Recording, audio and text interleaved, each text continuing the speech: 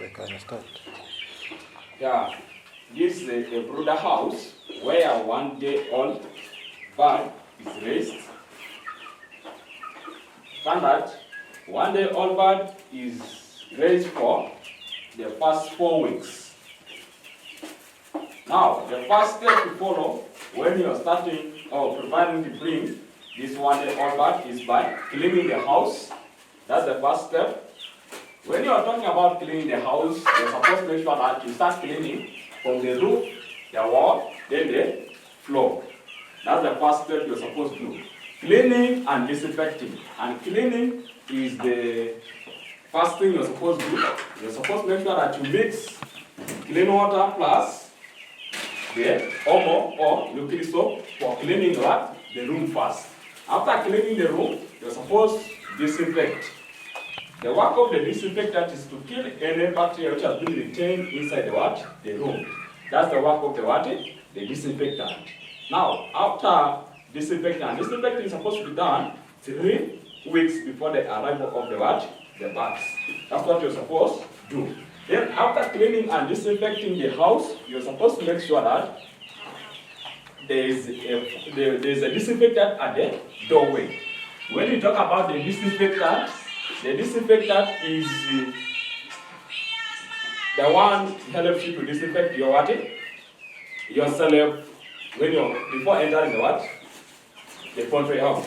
So you're supposed, after finishing cleaning the house, disinfecting the house, you're supposed to make sure that there is a disinfectant at the doorway for disinfecting any bacteria you have come with before you enter inside the poultry house. That's the first step for cleaning and disinfecting the house. Now, after disinfecting the house, you're supposed to make sure that you design what you call the heat source.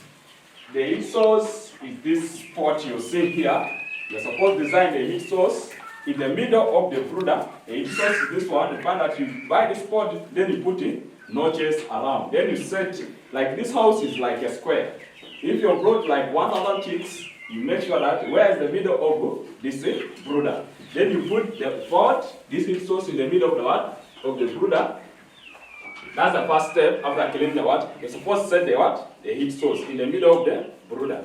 Then after setting the heat source, you're supposed to make sure that you make what you call the confinement ring. The confinement ring is made out of the plywood.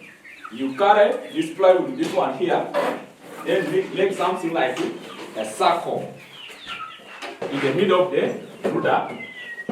You make something like a circle in the middle of the brooder to carve that heat source in the middle. The reason why you're making that confinement ring is to make sure that these chicks that are controlled or they are managed from a place which is like a circle to protect them from piling in the sharp corners. When they pile in the sharp corners, they suffocate and they die. So that's why we are making that confinement ring using a plywood. So after making the plywood or making the confinement ring, you're supposed to get a clean litter. You're supposed to get a clean litter and pour in the middle of the in the middle of that confinement ring. The clean litter is this one. The clean litter is different from the sawdust. Sawdust is this dust for the wood, but the clean litter is this rough savings for the timbers. So you're supposed to collect the clean litter free from any sharp object or any foreign material. For example, the stones, the remains of timber. That's what you're supposed to do. You're supposed to pour after setting the heat source. Now, after setting the heat source, you pour the litter. Now, what you're supposed to do, you're supposed to make sure that you get manila papers. You get manila papers, newspapers, or sacks. Like this sack here, you can get this sack, then you open. When you open this sack, you're supposed to cover on top of the on top of the litter. Why are you covering that sack on top of that litter? These chicks, when they're still young, they cannot able to differentiate between the litter and wood savings. So you're supposed to cover that litter at least for 2 good weeks to prevent them from taking those small particles of the litter. Because when they take those small particles of the litter, they swallow and they block their throat. When they block their throat, they start coughing and they suffocate and they do what? They die. That's what you're supposed to do after setting the heat source. Now you cover the litter. The next step you're supposed to do, you're supposed to make sure that you get you get the drinkers and feeders. The drinkers, when you talk about the drinkers, you have this one, we have this one, two of them. But always younger chicks that train how to take water using what? The small drinkers. These big drinkers can make them to drain inside. So you use the small drinker for training them how to do what? How to take water. For example, you're supposed to wash the drinkers, then you wash the what? The feeders. To have both the tray feeder for training 1-day-old chick, then you have this box tray, then you have what you call a plastic tray for training 1-day-old chicks. Then you have a plastic feeder. This plastic feeder is introduced to chicks when they reach like 4 days old. This plastic feeder. Then you have the wooden feeder after 2 weeks, then you introduce this wooden feeder.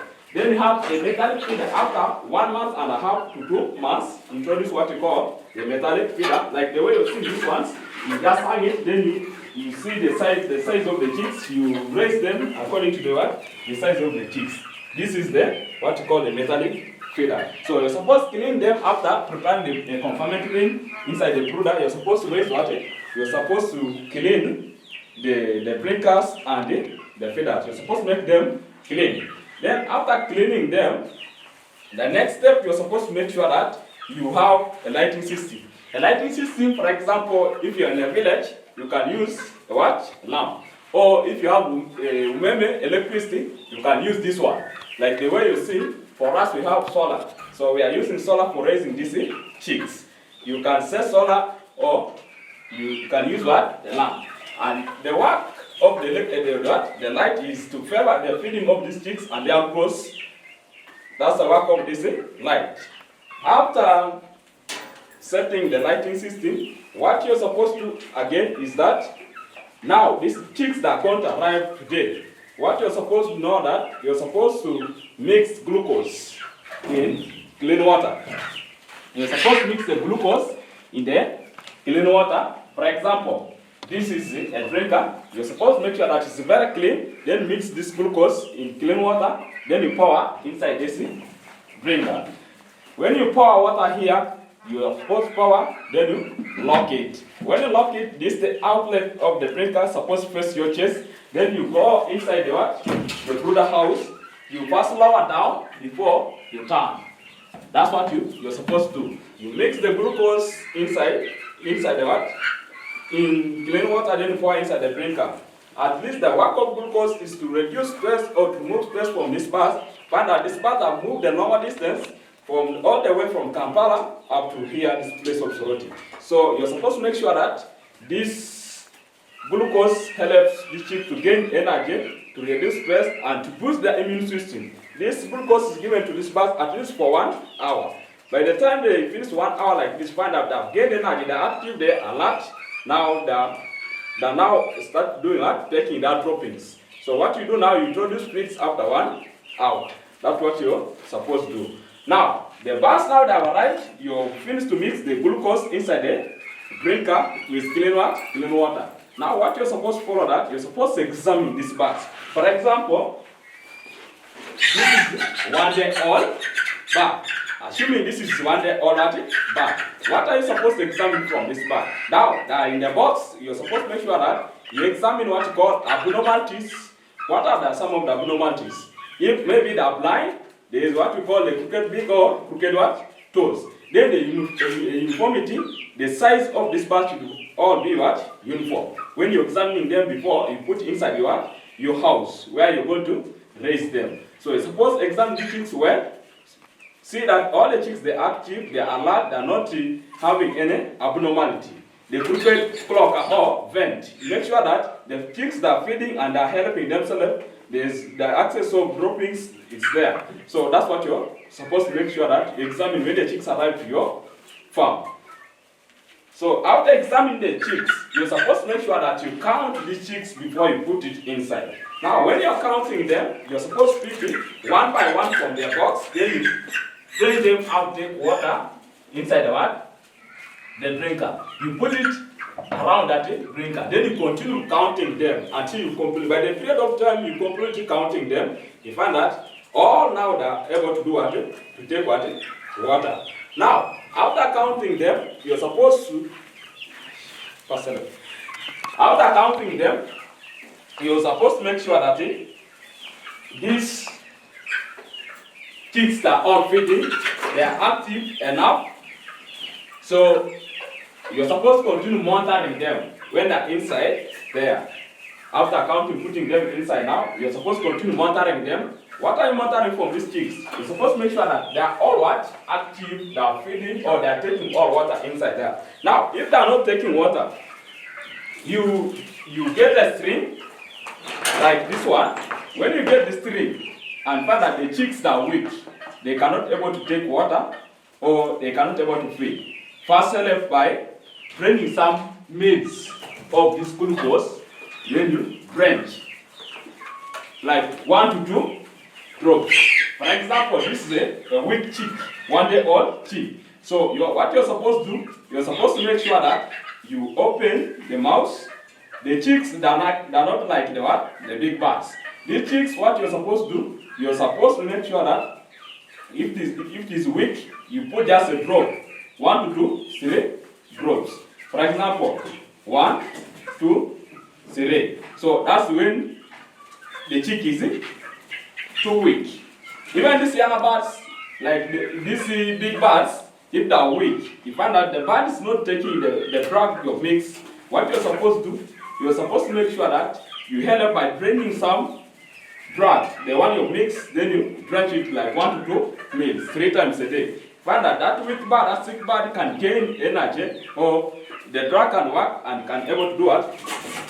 To start feeding itself.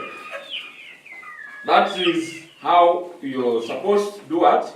To monitor the sticks after counting them, putting them inside. Then there's what you call temperature regulation. Now the chicks that are inside the house, the house is warm. Because this heat source, you're supposed to set it 3 hours before the arrival of what? The arrival of the birds. Now, you're supposed to check the temperatures to regulate how the temperatures are behaving inside the house. When you're monitoring the temperatures, find that when the temperatures are too hot inside the brooder, find that the chicks pile themselves around the heat source. When the temperatures are too high inside the brooder, so the chicks tend to pile themselves around the heat source. What are you going to do if the chicks are crowding around the heat source? What you're supposed to do that you're supposed to make sure that all the windows are locked, because there's much coldness which has entered inside the brooder house. So you first lock the windows, then you check the heat source. If the heat source, the fire has gone down, you add some little charcoal. The moment that fire catches, the house becomes warm, the chicks tend to run away, or they become active, they start feeding, they will be jumping upside down, because now the house is warm for them. That is when you monitor the temperatures. Now, that's when the chicks are gathering or fighting around the heat source. Now, there's this tendency, the chicks run away from the heat source, then they crowd around the plywood. When the chicks crowd around the plywood, they run away from the heat source, which means there's too much heat inside the brooder. So what you're supposed to do, you're supposed to open the windows, allow fresh air to enter inside, then you regulate the heat by pouring ash or sand. That's what you're supposed to do. You pour ash or sand to regulate the heat. The moment that heat reduces, find that the chicks become active, they will start feeding, and all becomes active. Now, there is also another situation. Find that the chicks tend to run opposite direction from the brooder or from that confinement ring, which means that there's too much coldness coming from the opposite direction, going to the other side. So what you're supposed to do, you're supposed to lock the window from the opposite direction where the coldness is coming, then you check the heat source. If fire is little, you add the fire, then you find that these chicks can come back to the normal condition. The heat can favor them now. That is the last step when you bring what you call temperature regulation. When you're managing the temperatures inside the brooder. Now, this other thing is you're supposed to monitor the feeding of these birds, where they're staying, the water they're taking, what you call the daily routine management water practices. The water should be clean, change water. Whenever the water gets done, you clean the drinkers, even the feeds. When the feeds gets done, you clean the feeders. And then where they're sleeping, if you find that the sacks or the manila papers or the newspapers you've covered, you've used for covering the litter, should make sure that it's covered well by blocking with some small stone. Because when you allow these birds to open that litter, you find that they will start pecking the small particles of the litter. When they stop the small particles of the litter, those small particles of the litter can block their throat. So when they block their throat, they will start like they want to vomit it out, and they will fail, they suffocate and do what? They will die. That's about preparation of the brooder to receive one-day-old chicks from step 1 up the last step. Then we have what you call vaccination schedule, or how you're supposed to manage these chicks, the disease, how to manage the diseases for these birds. 1, you find that these chicks, when they are coming from the hatchery, they are vaccinated a drug called Marex. Marex is a disease which, for example, the signs and symptoms of this Marex disease, it weakens the bird. The bird's growth when it is stunted. There's what we call swelling limbs or joints. You find that the joints of the bird,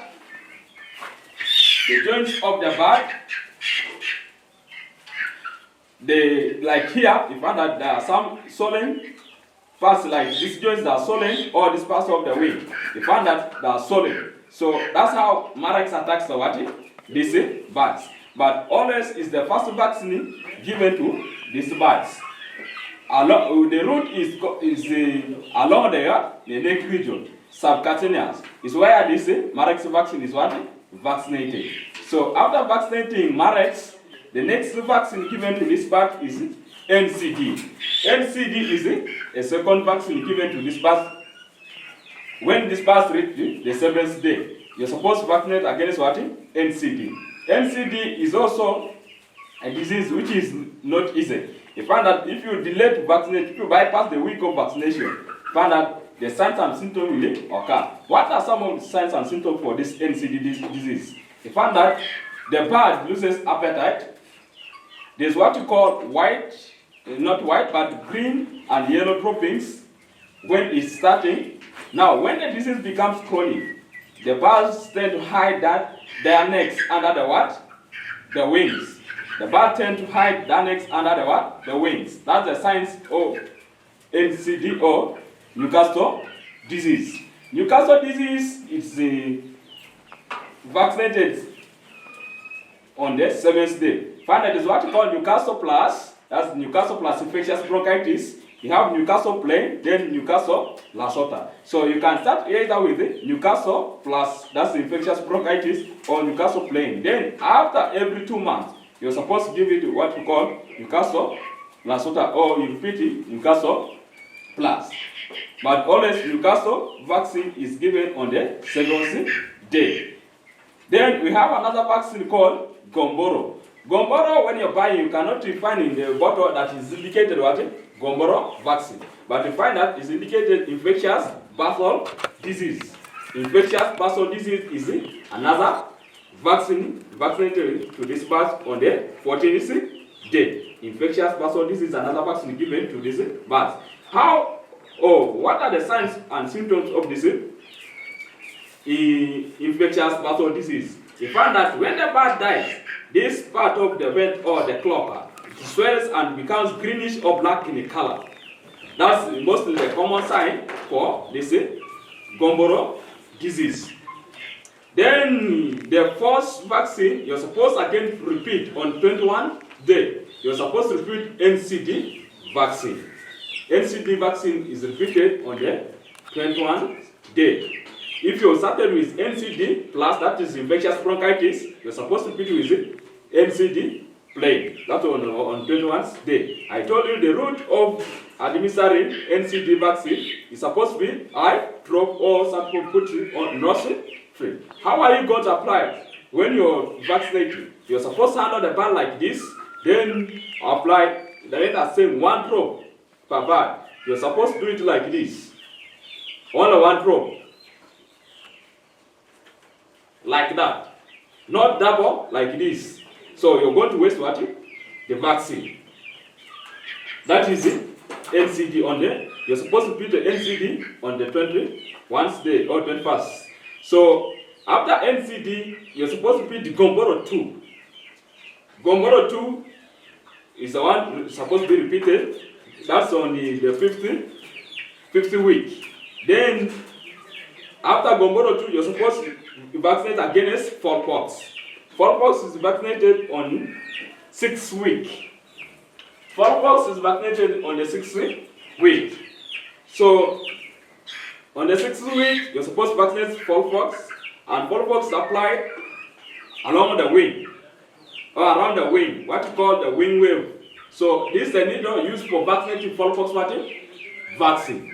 So after mixing the vaccine, you're supposed to make sure that you dip this wing wave or this needle for vaccinating wing wave or Poults vaccine. The needle for vaccinating Poults vaccine. You dip this needle inside the vaccine like this.